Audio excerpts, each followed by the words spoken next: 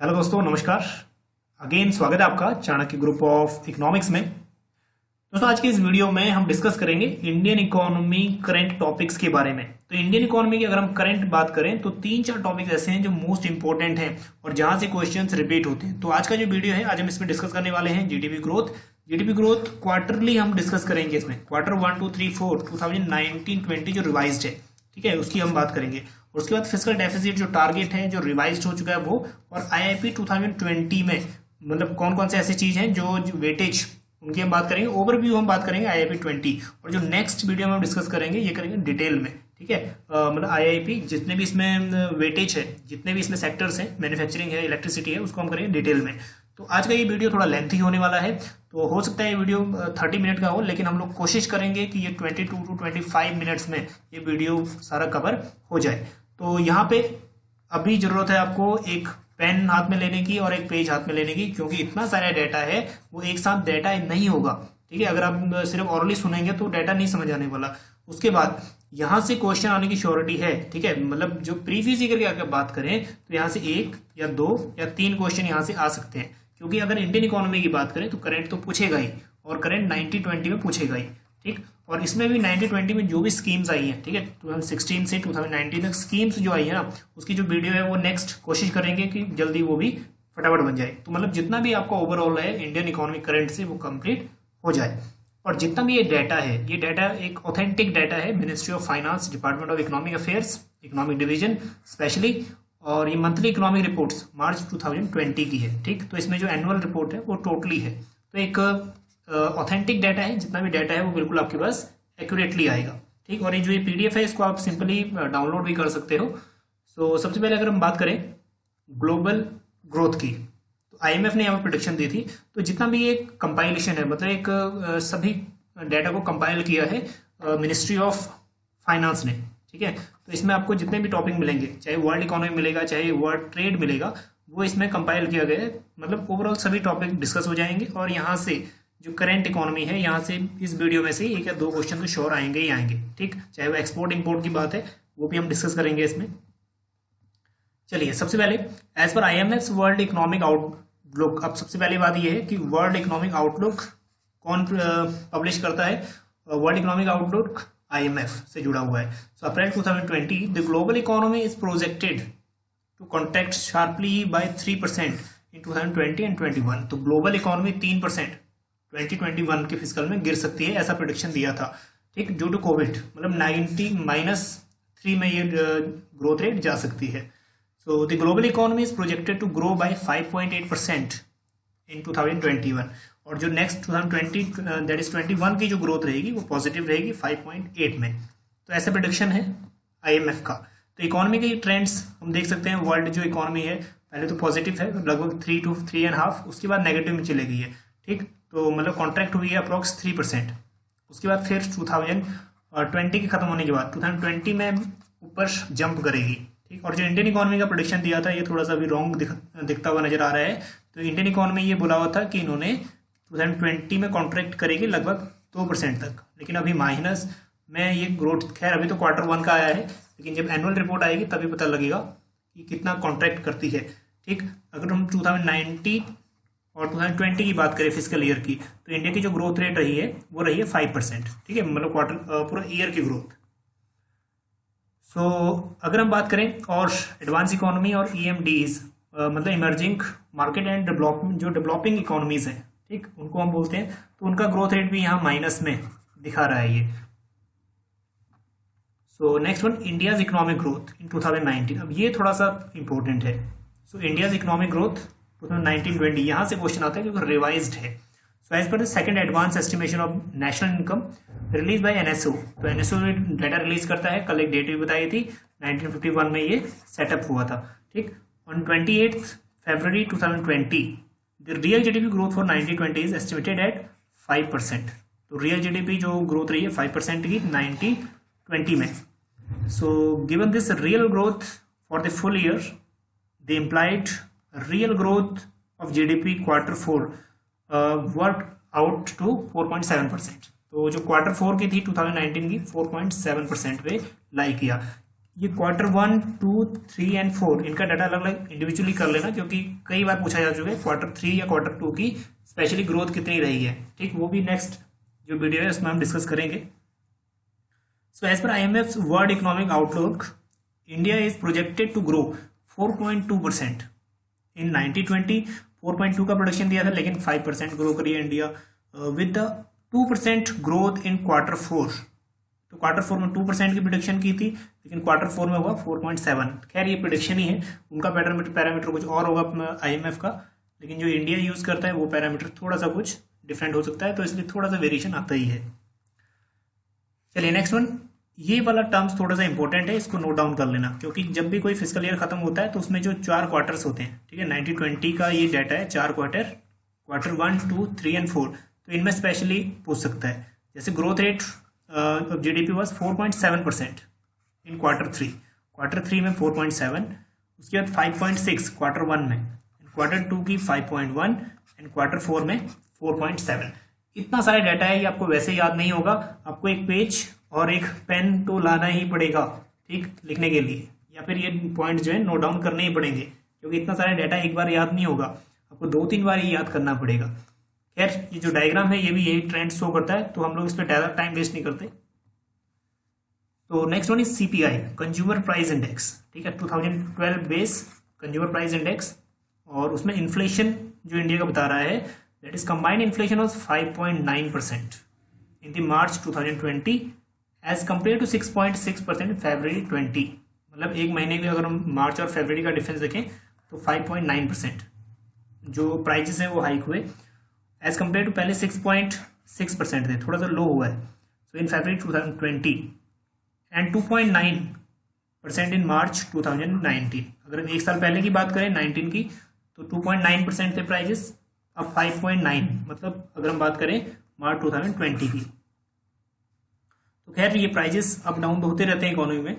The annual consumer price inflation, अब ये important है, एनुअल ग्रोथ कितना रहा। The annual consumer price inflation increase to 4.8% in 1920, और जो 18-19 का जो ग्रोथ था वो था 3.4%, मतलब स्लाइटली कुछ इंक्रीज हुई है, तो थोड़ा सा इन्फ्लेशन हुआ है।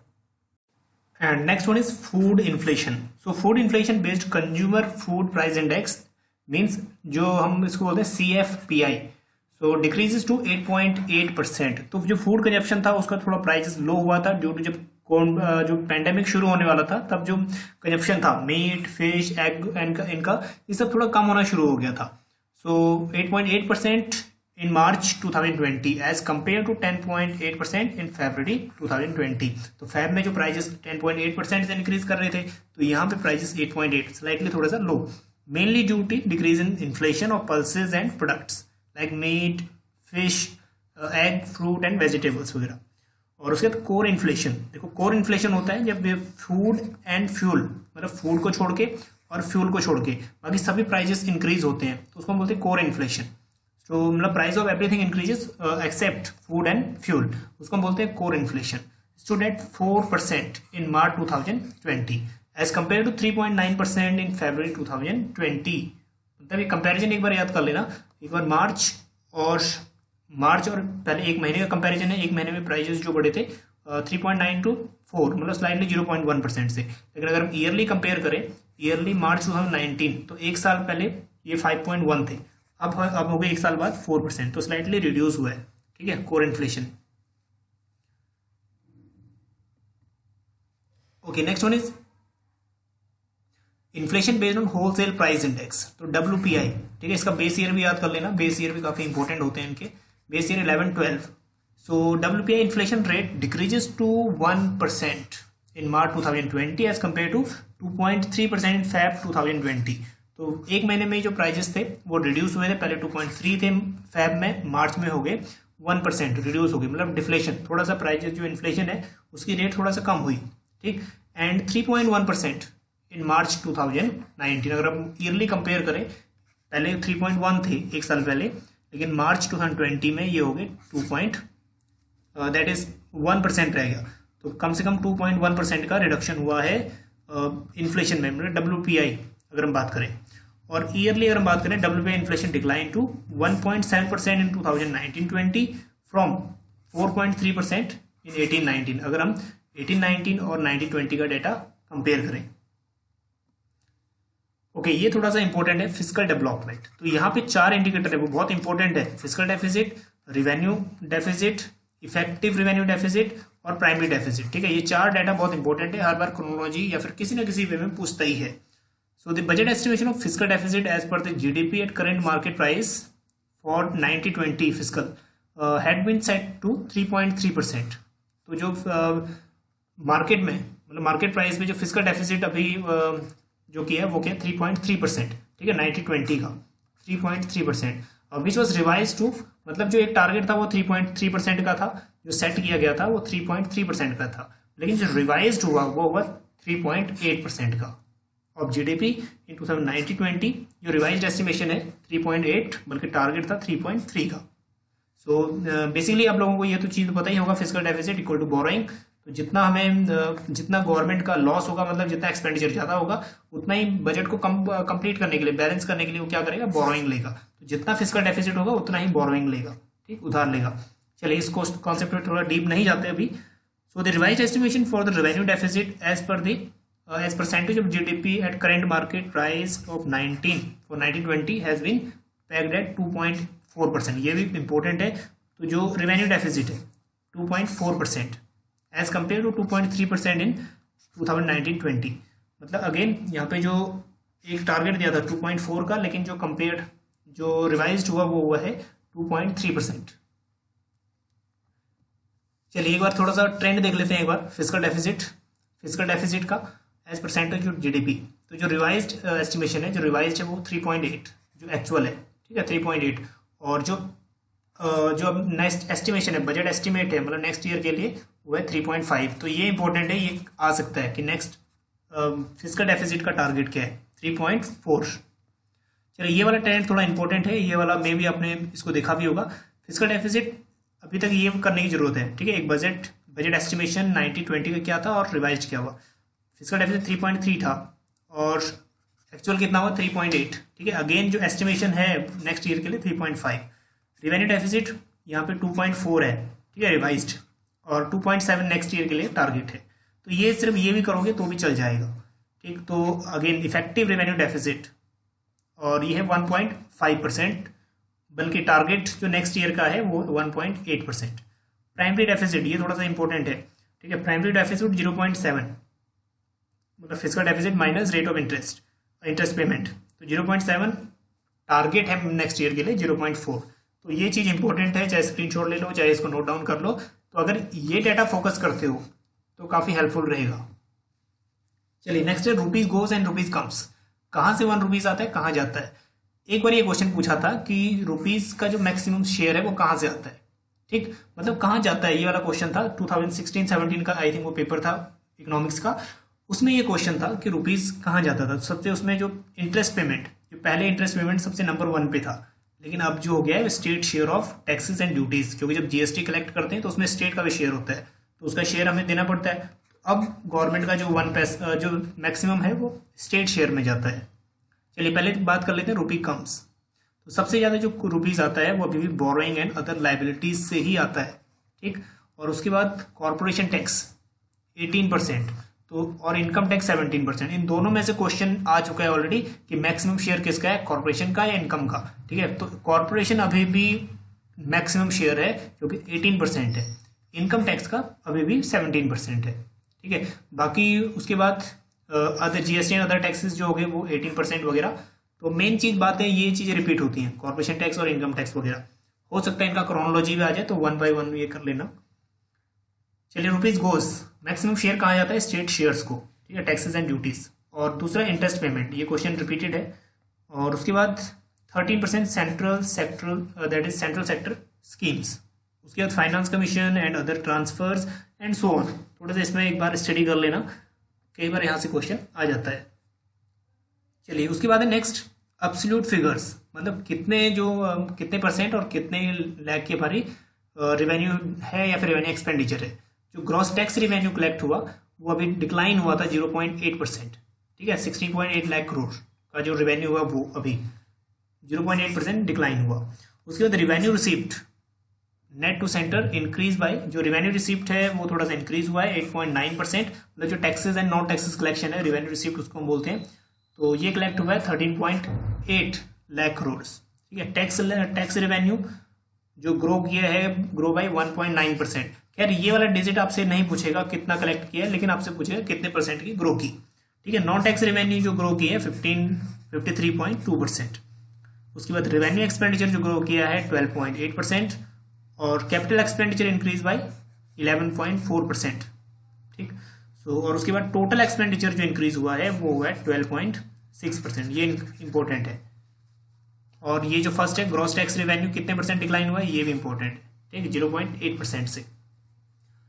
ओके, नेक्स्ट बात करते हैं मर्केंटाइज ट्रेड, मतलब export import, maximum trading partner कौन है, ऐसा कुछ। तो यहां से भी क्वेश्चन आता ही है। ठीक, so merchandise export and import decline by 4.8% and 9.1% respectively. तो मतलब अगर हम बात करें एक्सपोर्ट की, एक्सपोर्ट डिक्लाइन किया है 4.8%, इंपॉर्टेंट है, और इंपोर्ट डिक्लाइन किया है 9.1%, तो ये भी इंपॉर्टेंट है। ठीक, तो ऑयल इंपोर्ट्स जो डिक्लाइन किए हैं मेनली 8.2%। ठीक है, नॉन ऑयल इंपोर्ट्स डिक्लाइन किया 9.5%। Merchandise exports witness positive growth of 2.9% in Feb 2020 after gap of 6 month. तो जो एक्सपोर्ट था वो थोड़ा सा पॉजिटिवली ग्रोथ किया है 2.9% का Feb 2020 में। ओके, ये ट्रेंड हम यहाँ को देखने को मिल जाएंगे यहाँ पे, that one is export and one is import. तो जो ब्लू लाइन है यहाँ पे एक्सपोर्ट हमारी अभी भी मतलब 2019 में थोड़ा सा अभी नेगेटिव में जा चुका था। ठीक, नेगेटिव कितना, मतलब 4.8%, और जो इंपोर्ट था वो approximately 9.1%। So India's balance of payment, India's current account deficit, अगर हम बीओपी की बात करें इसमें करंट अकाउंट डेफिसिट 0.2% रहा था, क्योंकि जो इंपोर्ट था वो अभी कम हो गया था बीच में। ठीक है, उसकी वजह से जो CAD है ये थोड़ा सा कम हुआ। ठीक, 0.2% of GDP in Q3 of 1920 as compared to 2.7% of GDP in Q3 1819। ठीक, तो कुल मिला के अगर बात करें तो जितना इंपोर्ट हमारा कम होगा उतना ही हमारा जो CAD है मतलब करंट अकाउंट डेफिसिट है उतना ही वो बैलेंस होता जाएगा, क्योंकि हमारा इंपोर्ट कम होगा और हमारा एक्सपोर्ट ज़्यादा होगा, तो जो इकोनॉमी में जो करंट अकाउंट डेफिसिट है उसकी प्रॉब्लम सॉल्व होगी। So the contraction of CAD in Q3 of 1920 was primarily on account of lower trade deficit। एक तो यहाँ पे जो ट्रेड डेफिसिट था वो कम हुआ, क्योंकि जो हमारे इंपोर्ट्स थे इंपोर्ट्स से डाउन हो गए थे, तो इसलिए डेफिसिट जो ट्रेड डेफिसिट था वो कम हुआ। एंड हायर इनविजिबल रिसिप्ट, ठीक है, इनविजिबल रिसिप्ट जो हमारी सर्विसेज वगैरह थे वो कुछ मतलब जो हमने कुछ ऐसी पेमेंट्स ली जो इनविजिबल रिसिप्ट थे। ठीक है, वो उनका रिसिप्ट इंक्रीज होने की वजह से मतलब रिसिप्ट इंक्रीज होगी और जो पेमेंट था पेमेंट कम हो गया, तो अगेन इकोनॉमी जो है जो घाटा बहुत कम हुआ। ठीक है, 0.2%।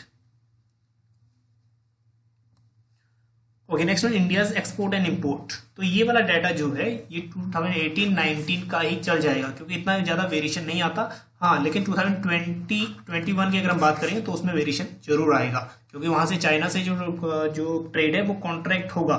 ठीक है, लेकिन 2018-19 का डाटा इसमें अभी चल जाएगा, तो ये वाला डाटा आप याद रखना, ये चल जाएगा। अगर एक्सपोर्ट गुड्स की बात करें, मैक्सिमम जो शेयर है वह मैन्युफैक्चरिंग गुड्स का 70%, और अदर जैसे बात करें एग्रीकल्चर प्रोडक्ट्स का 12%, फ्यूल एंड माइनिंग प्रोडक्ट्स का 13%, 13.8। ठीक, और अगर बात करें मेन एक्सपोर्टिंग पार्टनर्स जो अभी जो रिसेंटली 1-2 सालों से इमर्ज हुआ है, मतलब तो 2017 या 2016 से अरब लीग्स, ठीक है, ये वाली कंट्रीज मतलब UAE वगैरह, तो यहाँ लीडिंग ट्रेडिंग एक्सपोर्ट पार्टनर बन गया है UAE वगैरह 17.37%, और EU जो है वो 17.34%, और US 15.88%, क्योंकि सबसे ज़्यादा एक्सपोर्ट होता है हमारा US में ही होता है, USA में। और एशियन कंट्रीज में दैट इज 11.38%, और जो चाइना जो है मेजर इंपोर्ट पार्टनर है, लेकिन ओवरऑल हम बात करें तो 5.08% ही ट्रेड करता है। ओके, इंपोर्ट गुड्स हम लोग जो सबसे ज़्यादा मंगाते हैं मैन्युफैक्चरिंग गुड्स, ठीक है, मोबाइल प्रोडक्ट्स हो गए या फिर ऑटोमोबाइल्स वगैरह हो गए कुछ, 15.7%। उसके बाद फ्यूल एंड माइनिंग प्रोडक्ट 30%, और पहले फ्यूल एंड माइन का शेयर ज़्यादा होता था, ठीक, agriculture and products that is 8.1% and others 10.2%। और इम्पोर्टेबल पार्टनर्स जो हैं, अगेन अरब लीग्स जो है इम्पोर्टेबल पार्टनर में भी नंबर 1 पे ही है। उसके बाद चाइना थोड़ा सा स्लाइडली पीछे हो गया अभी, चाइना 13.68, उसके बाद एशियान 11.53 और यूरोपियन यूनियन 11.35 और यूएस थोड़ा कम करता है। हम ज़्यादा एक्सपोर्ट ज़्यादा करते हैं लेकिन इंपोर्ट उससे करते हैं थोड़ा कम ही, ठीक है। United states 6.92 and Hong Kong 3.50। तो जो एक्सपोर्टेबल पार्टनर्स हैं, पहले यूएसए थोड़ा सा लीडिंग बन रहा था, अभी लीडिंग हो गया, यूएई वगैरह आगे आगे, ठीक। चलिए foreign exchange reserve. Foreign exchange जब भी आप कोई एग्जाम मतलब अखबार पढ़ते हो या फिर न्यूज़पेपर पढ़ते हो, उसमें एचटी अगर पढ़ा करो आप, तो एचटी में ऊपर ही दिया होता है, ठीक है, कि इतना रिजर्व आरबीआई के पास है इतने दिन में, मतलब हर रोज का रिवाइज्ड आता रहता है वहां पे। So foreign exchange reserve stood at 474, that is 474.7 billion US dollar, तो अभी काफी ज्यादा है, ठीक है। So as on 3 April 2020 as compare to US dollar 112 billion at end March 2019। पहले 412 बिलियन था, अब हो गया 474 बिलियन डॉलर। ओके, अगर बात करें सेक्टोरल ग्रोथ की, तो सेक्टोरल ग्रोथ की अगर हम एग्रीकल्चर की बात करें, agriculture and light sector is estimated at 3.7% in 2019-20 as compare to 2.4% in 18-19। तो 3.7% का ग्रोथ हुआ है 19-20 में, और 18-19 में जो ग्रोथ हुआ था एग्रीकल्चर का 2.4% का। So all India production food grains, ये क्वेश्चन एक बार पूछा जा चुका है, 13-14 का एक बार चेक करना, उसमें 12-13 का शायद कोई एक इकोनॉमिक्स का पेपर था जिसमें पूछा था कि टोटल फूड ग्रेन्स की जो क्वांटिटी थी वो कितने में हुई थी, ठीक है। तब मे बी 252 मिलियन टन कोई आंसर था। So as per the second advance estimation of for 2019-20 total production of food grains during 1920 is estimated at 292 million ton, ठीक है। ये थोड़ा सा अंडरलाइन कर लेना, इंपॉर्टेंट है। और अगर हम पिछले साल की बात करें 18-19 की, तो ये था 285.2 मिलियन। ओके, इंडस्ट्री और इंफ्रास्ट्रक्चर की अगर हम बात करें, the real GVA growth of industry sector in 1920 is estimated eight 1.8%, which is lower than 4.9% इन 18-19। तो जो मतलब इंडस्ट्रियल सेक्टर की बात करें 1.8% होगी, लेकिन पहले थी 4.9%। ओके, आईआईपी ये हम बात करेंगे, यहाँ हम थोड़ा सा ओवरव्यू लेते हैं, ओवरव्यू, लेकिन बाद में हम करेंगे डिटेल में नेक्स्ट वीडियो में। So IIP registered a growth of 0.9% in the April 2019-20 as compare to 4% during April Feb 18-19। मतलब 18-19 में 4% की ग्रोथ थी, और बल्कि 0.9% रह गई है आईआईपी ग्रोथ 19-20 में। थोड़ा सा इंपॉर्टेंट है ये। और उसमें भी जो मैन्युफैक्चरिंग सेक्टर है उसकी जो ग्रोथ है अप्रैल टू फरवरी 19-20 की, वो थी only 0.6%, lower as compare to 3.9% during corresponding period of previous year. बल्कि एक साल पहले ये 18-19 में थी 3.9%। ओके, अगर हम बात करें टोटल जो इसके अंदर जितने भी गुड्स हैं, प्राइमरी गुड्स जो है रजिस्टर्ड जो ग्रोथ की 7.4, कैपिटल गुड्स माइनस में चला गया 9.7, इंटरमीडिएट गुड्स ग्रोथ किया 22.4%, इंफ्रास्ट्रक्चर जो कंस्ट्रक्शन वगैरह है 0.1% का ग्रोथ, और वहीं कंज्यूमर ड्यूरेबल गुड्स माइनस में 0.6% की ग्रोथ, ठीक है, फेब 2020 में। ओके, सर्विस सेक्टर की अगर हम जीवीए ग्रोथ की बात करें तो इसमें 7% जो ग्रोथ थी वो 19-20 में, लेकिन एक टाइम ऐसा भी था जब सर्विस सेक्टर 10% से ग्रो करता था ईयरली, लेकिन अभी थोड़ा इसकी भी सर्विस सेक्टर की ग्रोथ कम हुई है, ठीक है, 19-20 में, लोअर देन 7.7% इन 2018-19, और 18-19 में 7.7, तो ये भी इंपॉर्टेंट है सर्विस सेक्टर का ग्रोथ।